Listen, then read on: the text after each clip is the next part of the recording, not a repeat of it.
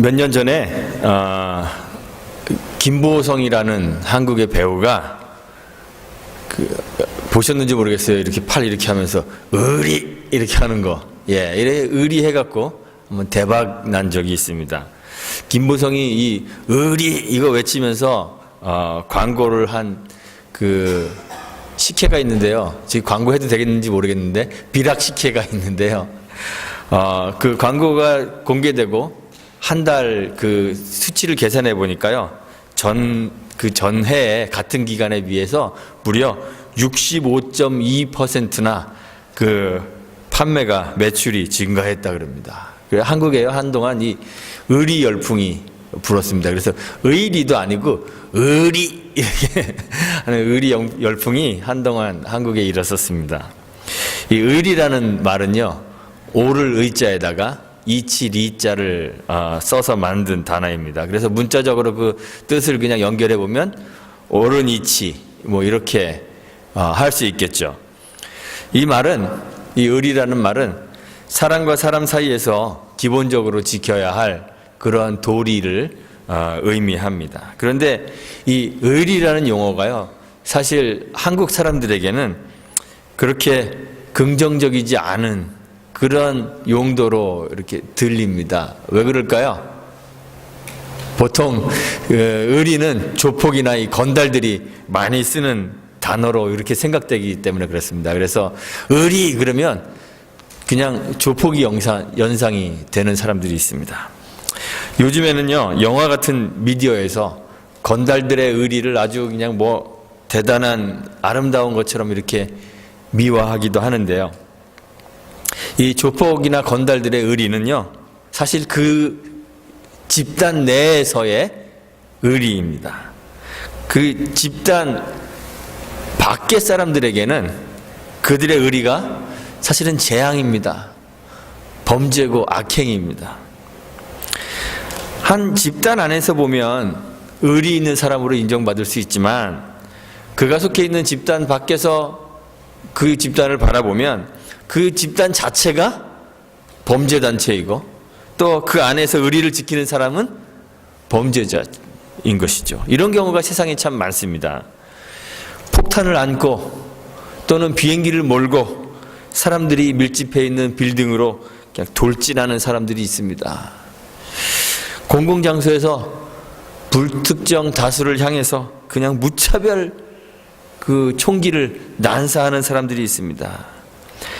이 사람들이요, 그냥 막 하는 게 아니라 자기 자신들이 가지고 있는 지고한 그러한 목적을 위해 순수한 신앙적 열정으로 자기를 희생하는 거예요.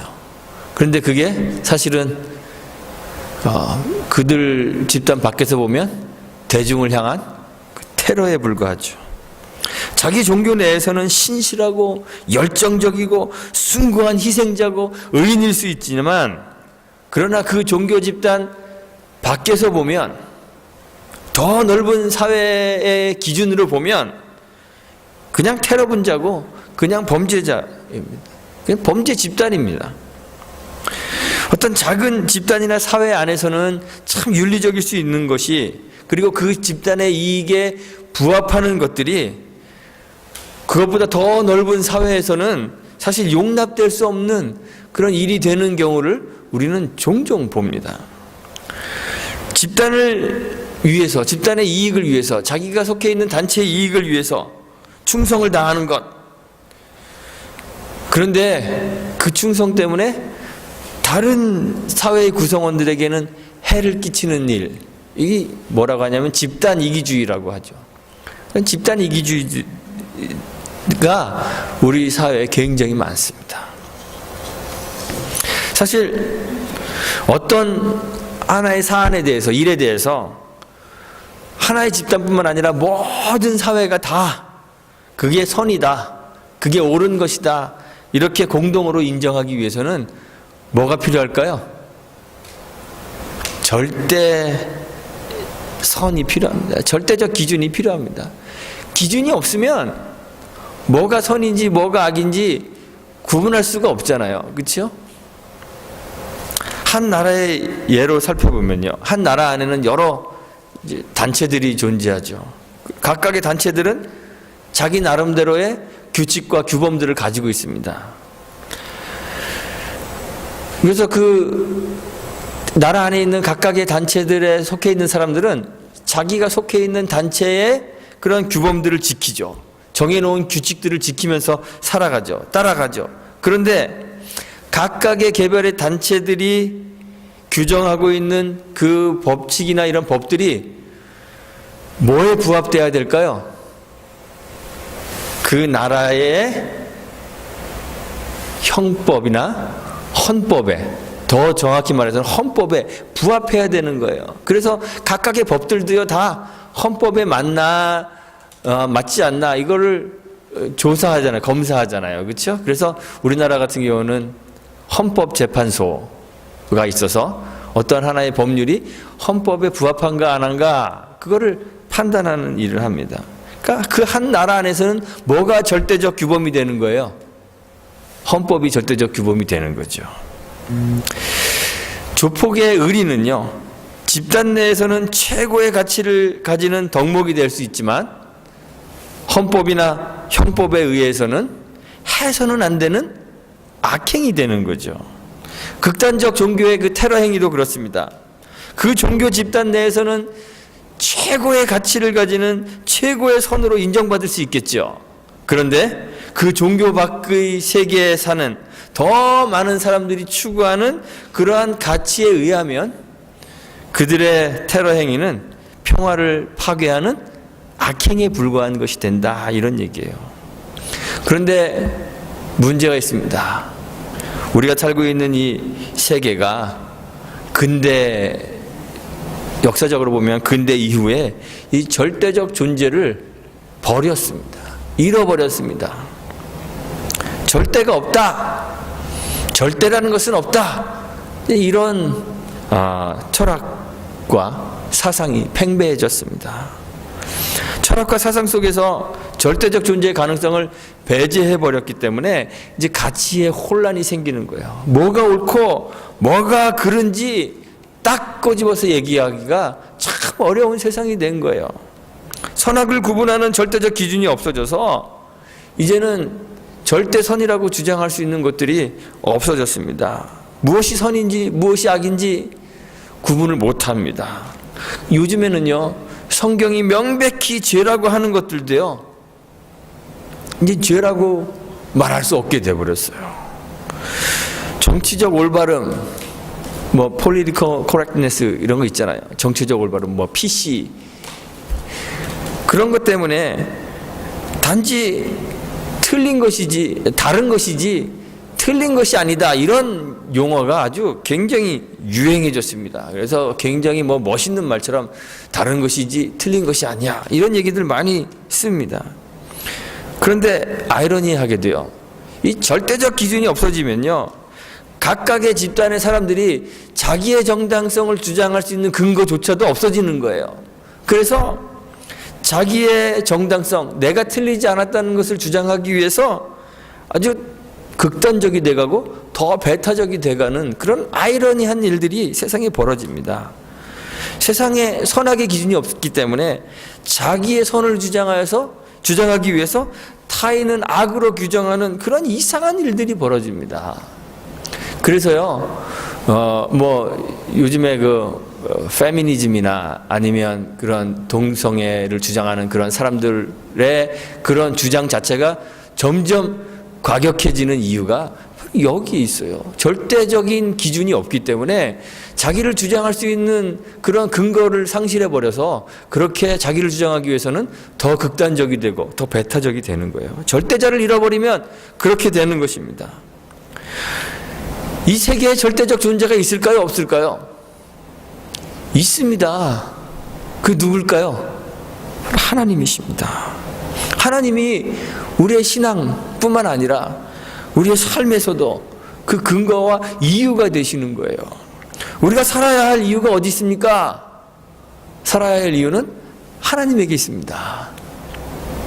하나님과의 관계가 우리의 신앙의 목적이고 또 우리의 삶의 목적이 됩니다. 하나님과의 관계가 우리의 신앙의 이유이고 또 삶의 이유이기도 합니다. 예수님이 우리와 주님과의 관계를 요한복음 15장에서 포도나무와 그 가지의 관계로 이렇게 비유하셨습니다. 포도나무 가지가 열매 맺는 방법이 뭘까요? 모르시나요? 하나의 조건만 갖추어지면 포도나무의 가지는 열매를 절로 맺는다 그랬습니다. 그 하나의 조건이 뭘까요? 포도나무에 붙어 있는 것입니다. 붙어 있기만 하면 절로 열매를 맺습니다. 우리 신앙과 삶의 최고의 가치는 우리 존재의 이유와 목적이신 그 하나님 안에 거하는 것입니다. 하나님과의 관계, 하나님 안에 거하는 것이 우리 신앙과 삶의 유일한 목적이 되는 거예요. 오늘 성경에 보니까요, 바울과 유대인들 사이에 갈등이 생겼습니다. 유대인들의 주장이 뭐예요? 송사하는 주장이 바울이 모세와 율법을 배반했다, 어겼다, 이런 것입니다.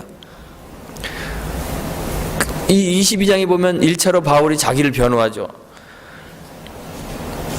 이제 바울이 자기 변호하면서 하나님이 나를 이방인에게로 보냈습니다, 이렇게 말하니까 막 유대인들이 소리를 지르면서 막 자기 옷을 벗어 던지고 티끌을 하늘로 날리면서 소동을 일으킵니다. 천부장이 바울이 상할 것을 보호하기 위해서, 바울을 보호하기 위해서 영문 안으로 이제 바울을 데려갔다가 그 이튿날 도대체 유대인들이 무슨 일로 바울을 송사하고 있는가, 이거를 알아보려고 바울을 유대 공회 앞에 세웁니다. 그래서 공회 앞에서 바울이 다시 변론합니다. 그 변론의 그 첫 마디가요, 오늘날까지 내가 범사의 양심을 따라 하나님을 섬겼다, 이 이야기입니다. 나는 양심에 따라 하나님을 섬겼습니다. 이 양심이라는 단어를요, 바울이 그 자기 서신서에서 여러 번 사용하고 있습니다. 근데 디모데 전서 1장 19절에 보면 그냥 양심이라고 말하지 않고 이 착한 양심이다, 이렇게 이제 이야기합니다.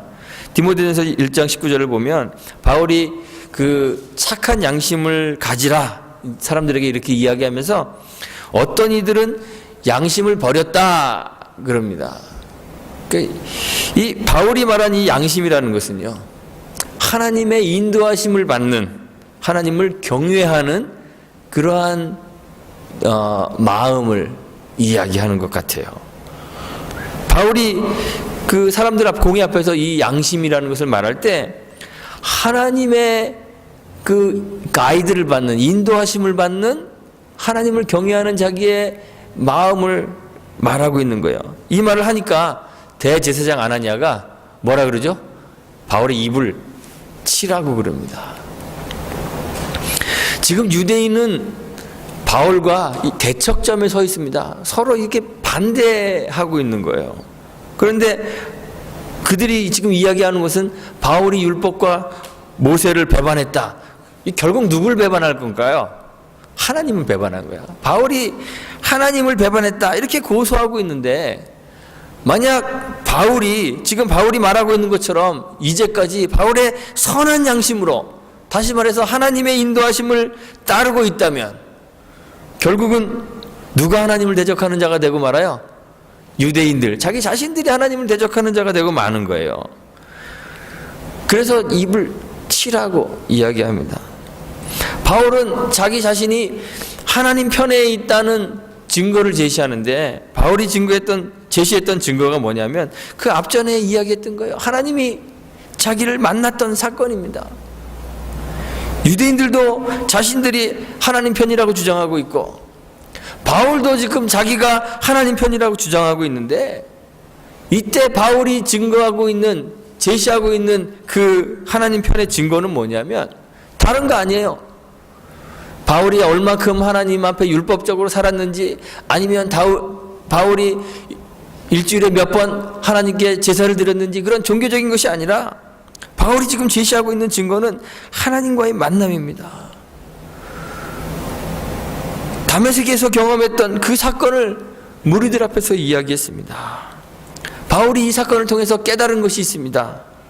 바로 자기 자신이 하나님에 대해서 가지고 있었던 그 열심은 하나님 없는 하나님에 대한 열심이었다는 것입니다. 바울이 사람들 앞에서 변론하죠. 나도 전에는 지금 소동을 일으키고 있는 이 유대인들처럼, 나를 지금 송사하고 있는 그 유대인들처럼 그들과 똑같은 사람이었습니다. 그래요. 나도 하나님에 대해서 당신들처럼 열심이었습니다. 나도 당신들과 같은 유대인이었습니다. 나도 당신들처럼 할례를 받은 아브라함의 자손이었습니다. 나도 당신들처럼 예수를 핍박하고 예수를 믿는 사람들, 예수 믿는 도를 핍박했던 사람입니다. 예수를 믿는 도를 쫓는 사람들을 잡아 때리고 옥에 가두고 죽이는 일에 내가 증인이 되었던 사람입니다. 그거예요. 나도 내가 하나님 편에 서 있다고 당신들처럼 그렇게 외쳤습니다. 그런데 다메섹으로 가는 길에서 경험한 그 하나님과의 만남의 그 사건을 통해서 그동안 내가 했던 종교적 열심이 하나님 없는 열심인 것을 깨닫게 되었습니다. 그거예요. 지금 당신들의 종교적 열심은 하나님 없는 종교적 열심입니다. 이 얘기를 바울이 한 거죠. 바울이 지금까지 나는 선한 양심을 따라 하나님을 섬겼습니다 라는 것은 곧 그와 대적하고 있는 사람들이 하나님 편이 아니라는 말로 이해되는 거예요. 그래서 대제사장이 바울의 입을 때리도록 한 거죠. 그 안에는요, 공회에는 두 부류의 유대인의 분파의 사람들이 있습니다. 하나는 사두개인이고 하나는 바리새인들입니다. 바리새인 그러면 성경에 아주 자주 등장하는 유대 종교의 한 분파이기 때문에 우리가 다 익숙하게 알고 있는 그런 사람들이에요. 주로 누구하고 한 묶음으로 불리죠? 서기관, 그죠? 서기관과 바리새인들, 바리새인과 서기관들 이렇게 한 묶음으로 불릴 때가 많습니다. 이들은 어떤 사람이냐면 이교적 더러움으로부터 자기를 구별해서 정결을 유지하려고 노력했던 사람들입니다. 당시 세계는 헬라 문화가 지배하고 있었는데 그 헬라 문화의 영향력을 거부한 사람들입니다. 모세의 율법과 또 자기를 정결케 하는 정결 규례들을 철저히 지키고 준수했던 사람들입니다. 그렇게 해서 유대인의 정체성, 나는 유대인이 하나님의 백성이야 라는 정체성을 유지하려고 노력했던 사람입니다. 경건한 사람들입니다. 그런데 이 사람들이요, 그만 율법주의에 빠져들고 말았습니다. 율법이 가리키고 있는, 율법이 지시하고 있는 그 율법의 참 의미, 율법의 내면적 의미보다 율법의 외적인 그 형식을 더 중요하게 여기고 말았어요. 그 형식을 지키는 것에 치중하고 말았어요. 그래서 이 사람들은 어떤 사람들이 됐냐면 외식하는 자들이 되었습니다. 예수님이 누가복음 12장 1절에서 제자들에게 말하죠. 바리새인들의 누룩을 주의하라 그랬는데 그 누룩이 뭐냐면 누룩 곧 외식을 주의하라 그랬습니다.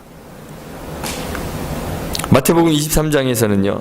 3장에 보면 외식하는 서기관과 바리새인들이야 하면서 화로다 화를 선포하세요. 예수님께서.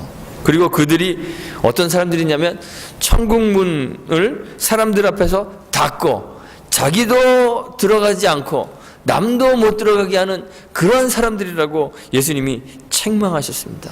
바리새인들 그런 사람들이에요. 사두개인들은 어떤 사람입니까? 사두개인들도 바리새인과 함께 많이 등장하는 사람들인데요. 이 바리새인들과 좀 다른 그런 성격의 사람들이에요. 이 사람들은 이 명칭은 아마도 다윗 그 시대의 제사장이었던 사독에게서 유래하지 않았나 이제 이렇게들 생각합니다. 이 사람들은 성전을 중심으로 제사장 업무를 독점하고 있었습니다. 소수 부유층들과 결탁하고 또 로마에 대해서는 친로마 정책을 유지했던 사람들입니다. 헬라 문화에 대해서 개방적입니다. 이들은 내세를 부인합니다. 메시아를 기다리지 않습니다. 왜냐하면 그 유대가 그 잠시 독립했던 때가 있는데, 근데 마카비 시대라고 하는데, 그 마카비 시대 때부터 이미 메시아 시대가 시작되었다, 이제 이렇게 주장해요. 그래서 그 메시아 시대가 지금은 자기들 제사장 계열인 자기들을 통해서 이 메시아 시대가 계속 이어지고 있다고 그렇게 주장해요. 그러니까 지금이 메시아 시대니까 메시아가 다시 올 것도 기다리지 않겠죠. 천국은 저기 없고 어디 있겠어요? 여기 있어요. 그러니까 이 땅에서 천국을 누리려니까 뭐가 많아야지 천국을 누릴 수 있겠어요? 돈이 많아야 천국을 누릴 수 있겠죠. 그래서 정치적인 권력을 소유하고 또 경제적 그런 권력을 소유하는 것을 어떻게 보면 목표로 살아가는 그런 사람들입니다. 그 권력을 유지하기 위해서 그 당시에 세계를 지배하고 있던 로마와 친해야 되겠죠. 그래서 로마와 협력하는 그런 사람들입니다. 그러니까 권력은 가지고 있지만 일반 유대 백성들이 그렇게 좋아할까요? 좋아하지 않을까요? 예, 좋아하지 않는, 영향력이 없는 그런 사람들이었습니다. 유대인을 대표하고 있는 이 두 부류의 사람들은 하나님을 섬긴다고 하면서 정작 하나님은 소유하지 못한 채 하나님 없는 신앙을 하는 거예요. 그저 껍데기뿐인 율법과 조상들의 유전을 지키는 것을 최고의 가치로 삼고 바리새인으로 또는 신실한 종교인으로 그렇게 살아요. 한 부류의 사람들, 하나님이 차라리 성전문 닫을 자가 있었으면 좋겠다, 그렇게 말씀하시면서 떠나버리신 그 성전을 장악하고 하나님이 싫어하시는 짐승의 기름을 불살라 제사하면서 종교인으로 살고 있는 거예요. 바리새파다, 나는 사두개파다, 무리를 지어서 자기들이 정해놓은 그 규범 안에서 자기들이 정해놓은 그 규범들을 지고의 가치로 삼고 그것을 지키며 살아가는 거죠. 그런데 그 자기들이 정해놓은 그 무리 밖에서 절대적 기준으로 그들을 판단하면 그들은 하나님 없는 그런 종교인들이에요. 자기들 집단 내에서는 신실하고 열정적이고 경건한 사람으로 인정받을지는 모르지만 존재하는 모든 것에 참 가치를 부여하는 절대자, 그 진리를 소유하지 못했기 때문에 그냥 집단 이기주의에 빠져버려서 자기 집단 밖의 사람들에게는 걸림돌이 되는 그러한 존재가 되고 말았습니다.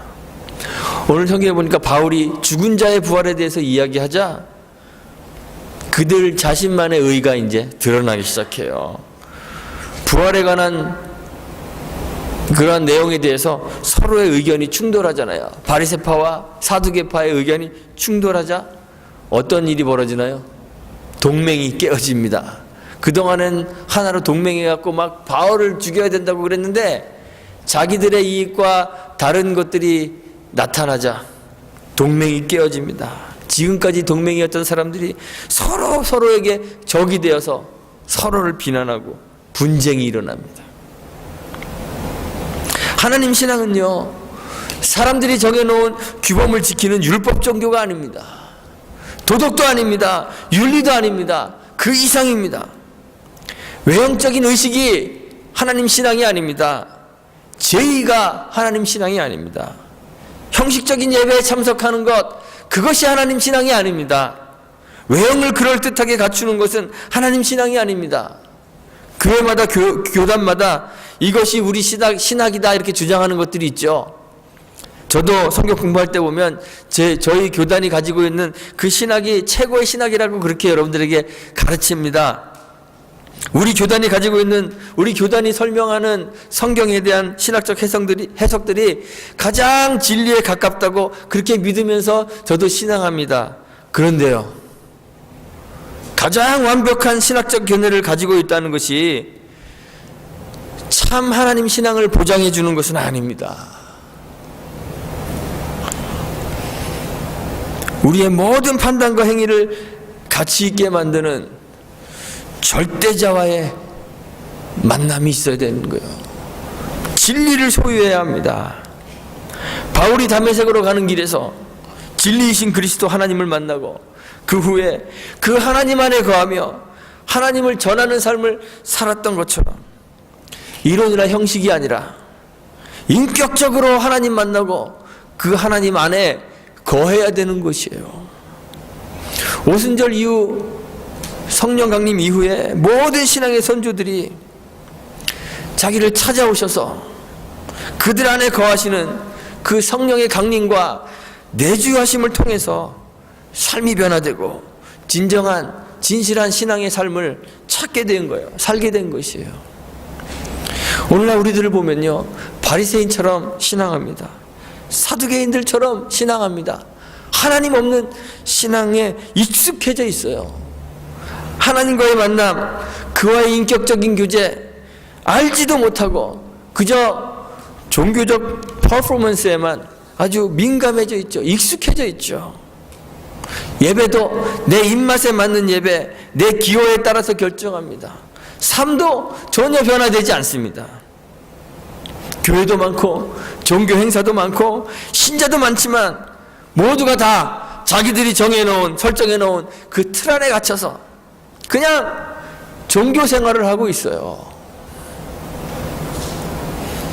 우리가 실행하고 있는 어떤 종교적 행사나 의식이나 행위들, 이런 것들, 그리고 우리의 삶을, 내가 살아가고 있는 그 삶의 방식들을 절대적 기준이신, 진리이신 그 주님의 뜻 앞에서 시험해 보질 않아요.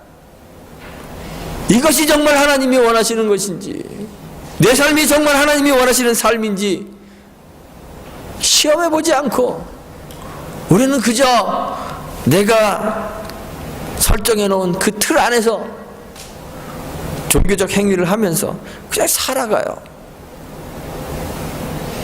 바리새인이나 사두개인들처럼 하나님 없는 신앙을 하죠.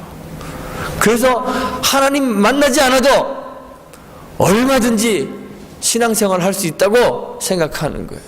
하나님 만남 없이 예배 자리에 나와 있고 하나님과의 만남 없이 삶을 살아갑니다. 하나님 만나지 않으면서 기도하고 하나님 만나지 않으면서 찬송합니다. 하나님 만나지 않으면서 종교생활을 하는 거예요. 그러니까 삶이 변화되지 않는 거예요. 삶의 변화가 나타나지 않습니다. 하나님 만나지 못하니까. 하나님 신앙은 종교적 행위를 프랙티스하는 것이 아닙니다. 하나님 신앙은 하나님과의 인격적인 만남입니다. 우리의 율법적 행위와 형식으로는 결코 도달할 수 없는 그 하나님과의 만남이 신앙입니다. 아들을 십자가에 못 박고 다시 살리셔서 우리를 찾아오시는 그 하나님과의 인격적 만남이 신앙입니다. 하나님과의 만남이 우리의 삶을 변화시킬 것입니다. 완전히 다른 사람으로, 세상과 구별되는 하나님의 사람으로 만들 것입니다. 이 하나님과의 만남을 경험해야 합니다. 이 하나님과의 만남을 다 경험할 수 있게 되기를 간절히 소망합니다. 바울과 같이 하나님과의 만남을 통해 완전히 새로운 사람으로 변화되어서 새로운 목표, 새로운 목적을 향해 살아가는 저와 여러분들이 되시기를 간절히 소망합니다. 우리가 가지고 있는 종교의 틀을 깨고 하나님과의 인격적 만남을 통해 새로워지는, 새롭게 변화되는 그런 성도, 우리 교회가 되기를 주님의 이름으로 축원하고 부탁드리겠습니다. 함께 기도합니다.